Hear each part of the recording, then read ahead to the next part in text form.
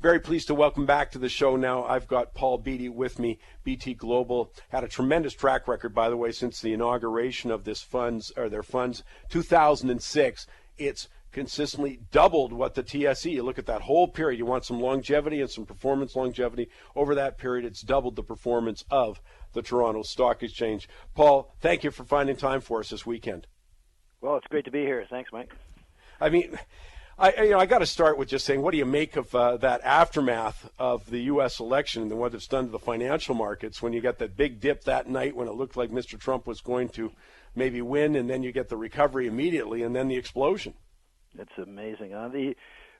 What shocks me is just how badly wrong all these pollsters seem to be getting it. I mean, they got Briex wrong. They got BC. Wrong. They got. Their list is a bad one. Sorry, Paul. I was going to say, I was funny. I was driving last night, and I was thinking to myself, these guys are just entertainment now. I mean, what really is the purpose of telling me who's leading in the polls in August, or in this case, even up, in the old cliche, there's only one poll that counts. But you're right; they've been dead wrong. I just see part of the media entertainment of political commentary. Right. I think one thing that happened, though, with Donald Trump, and still happens today, is it's not cool to say I'm a Trump supporter, right? I mean, even in this country, you can't say that. People look at you with disdain, and so I think a lot of they tell the pollsters they're not going to support Mr. Trump. And of course, they did, right? But I think Hillary lost it as much as he won it. I think lots of good Democrats could have beaten him. I think probably, but anyways, the beauty of the whole thing today is that we don't have to talk about it anymore. He's in. He won. Yeah. So I don't have to give an opinion on Mr. Trump, but what I think it's a great opportunity to make some money in the stock market. So that's what we're focused on. And well, absolutely, yeah. And as I say, I mean, I look at this response immediately into the market, and I mean, to say it's been positive is kind of an understatement. It's an understatement, but I think people are missing. Let's talk. What is he going to do in the first 100 days? I mean, what do we know for sure? I think you can be rest assured he's going to do some level of corporate tax reform. I doubt many Canadians realize that American corporate tax is much higher than here in Canada. So he's going to drop the tax rate, and I think he's going to do it in the first quarter. I don't know what he's going to drop it from and how low it's going to go. Some people are talking as low as 15%. Here in Canada, we pay about low 20s. I think he's going to go into the low 20s, and I think he's going to do it. Now, that is very positive for stock values, for equity values. And I also think he's going to do a repatriation of that offshore cash, that corporate America owns and holds. And he'll probably come up with something like, 10% one-time repatriation tax, and so that means big money is going to come back into the U.S.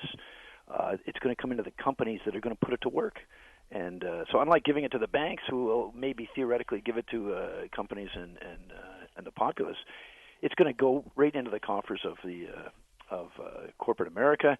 Corporate America's got three choices, right? Either give it back to shareholders, or you invest, or you hire people. All of which are going to be very good for the economy. So, yeah, the number I heard was $2.4 trillion. Could come back. I also heard the 10% number as a one-time thing. So the other thing I suspect with him is whatever else, people can obviously have opinions, but he is a deal maker. I mean, that's how he sees the world. Let's make a deal. He's Monty Hall. And I suspect when he's coming to these companies right now and is saying, I don't want you moving your facilities to Mexico or something like that, I think it's going to be on the tax basis. There's going to be some way of, he asked Apple, for example, to start doing more manufacturing in the U.S. I think it's going to be tax related, and I think it'll be in a real sort of one-on-one deal style making with that. Right. So it's definitely going to be, he's pro-America, right? I mean, that much right? So yeah. When he ridicules these trade agreements, I find that kind of humorous too. I mean, do people really think that these trade agreements are so one-sided against America? Of course they're not. And America's in these trade agreements for their own benefit. And so I don't think he's going to do too much that's all that radical, but I think he's going to do quite a bit that is good for the fundamental economy. So, either deny it, like him, dislike him, whatever, but for sure, wake up to the fact that he's going to do stuff, and I think U.S. equities, buy U.S. bank stocks. I mean, buy Bank of America. It doesn't take a genius to figure out they're going up. Well, it still trades below book value. Buy Citicorp, still trades below book, and very reasonable valuations. And if the economy is doing well, those companies are going to do much, much better. Right. Well, you've started to answer my next question, which was, you have an overview sort of the markets that way, and how does that now translate? So you've just mentioned, look at something like the Bank of America or Citibank, that kind of stuff, and can you go a little further with that? I mean, what influence does it have on what you're doing within BT Global Growth? Right. So we take a global view, and Trump getting elected was for sure a major event. We didn't predict he'd get elected, and it took us a while to figure out what we think he's going to do. So let's go with what we know for sure. The U.S. economy is going to get a boost here. The stock market's going to get a boost just because of tax reform and this repatriation tax. I think those are significant benefits. So U.S. is going to outperform every stock market on the planet. People are worried that the U.S. dollar is going to go up. Yes, they are going to raise rates, I think, in December. That's for sure. They're probably going to raise rates a little bit next year. I think for sure. They're not going to raise them 200 basis points, but I think 100 is going to happen. I think that's a good thing, not a bad thing. Yeah. Rates are artificially low. So I think banking is going to be great. That's the no-brainer. So and which there's so many U.S. banks. It's very complicated. It's huge. Make your life simple. Buy the big boys that are domestically focused. And by the way, they trade below book value. I mean, my goodness. So Bank of America, Citicorp, that's what we're doing. And so we've allocated 5% of the fund to that. And these stocks are going up nicely. What else is going to happen? He's going to do something in the energy space. He's very pro energy. So I think what you want to do is these stocks that have been killed over the last couple of years are all the energy service companies. So we've taken 7, 8, 9% of the portfolio, moved it into just the Canadian listed but U.S. focused energy service stocks, and I think these things are going to do tremendously well. The big mystery for us is what's going to happen to oil prices. Our worry is if OPEC doesn't do a deal like next week, and oil prices don't respond positively, in the very near term, I think, unfortunately, the Canadian stock market next year is not going to keep up with the U.S. I don't think our currency is going to keep up. I don't think our stock market is going to keep up, and therefore, it's really 2017 is going to be a year of invest in America. I'm talking with Paul Beattie. He's the co-founder of BT Global Growth. As I mentioned earlier, that's a fund that's done extremely well. It's this consistency that I think people are looking for when they look at that kind of stuff. But you've nailed some incredibly important trends here that I believe if people don't understand what the currencies are doing, you mentioned energy there, some of the moves that be part of a new administration.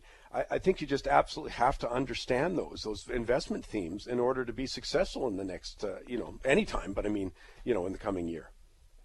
I mean, the people talk about the stock market being expensive. I mean, you hear it every day. The U.S. market's so expensive. Me, frankly, I don't think it's that expensive. In a low interest rate environment, I think it's trading very reasonable multiples. These tax reforms are going to make the multiples shrink. So that means I think you're going to get an expansion. Well, you're going to get higher share prices. But I think some sectors are tremendously overvalued. I think those FANG stocks are, Facebook and all the big boys, the big tech guys. I don't understand the valuations there. So why are you buying FANG stocks? They've done great, but basic businesses, all the real economy stocks in the U.S. These things are not hugely, they don't have multiples up above 20. They're more like around 14, 15. So I don't see what the problem of a 30% move in all sorts of base economy stocks. I don't see that being a problem at all. In fact, I think it's going to happen. So we're quite bullish. But the FANG stocks, I wouldn't own any of them. I mean, I don't understand the valuations, except perhaps Apple is still a very reasonable valuation. But that business might be saturated, right? Too many cell phones out there, and it's getting tougher for them to make the revenues they're doing. So why don't we just say, let's forget that sector. Let's go into other sectors where there's plenty of upside. And again, make it simple, get back to banking. Sorry, Paul, we're missing you a little bit there in the last bit. So what I'll do is I'll take a break. I'm talking to Paul Beattie, BT Global Growth Fund. I'll come back with him. We'll just see if we can clear up the line a little bit there, and we'll get to reiterate what sectors we're looking at here. We'll take a break, come back. You're listening to Money Talks. Coming up, I've got a shocking stat about Canadian incomes. Well, it's an important stat. I think people should know when they're, again, informed the debate on that one. Aussie Jurek coming up. I've also got Victor Dare live from the trading desk, and I've got a Goofy Award hot off the press. So all of that coming your way. But right now, Paul Beattie, BT Global Growth Fund. Paul, just before the break, we had a little problem with the connection, and you were talking about Facebook and not really appreciating how they evaluate those kind of stocks, and just saying, why don't we leave that sector alone and come to some other sectors? Maybe you could come back on that point and elaborate a little more. Yeah, okay. So, it's going to be about choosing the right sector, and it's going to be a stock picker's market. So, I think everything to do with the fundamental U.S. economy, anything that's moving that, for sure, that all our government's going to spend money on infrastructure. So we should get a boost there. Certainly, engineering companies, service companies. I think that the base metals, they've had a good run. The great thing about the base metals is there are not that many companies, frankly, to invest in. So all it takes is a little bit of desire for investors to find copper stocks, zinc stocks, steel stocks. And there's not that much to choose from. So these things are going to way outperform. So anything that what does Dennis Garbin say? Anything you can drop on your foot and it's going to hurt. Yeah, that's what you want to invest in. Well, let me come back to I like what you're saying there in terms of it's a stock picker's market, and I don't want to jump over that at this point.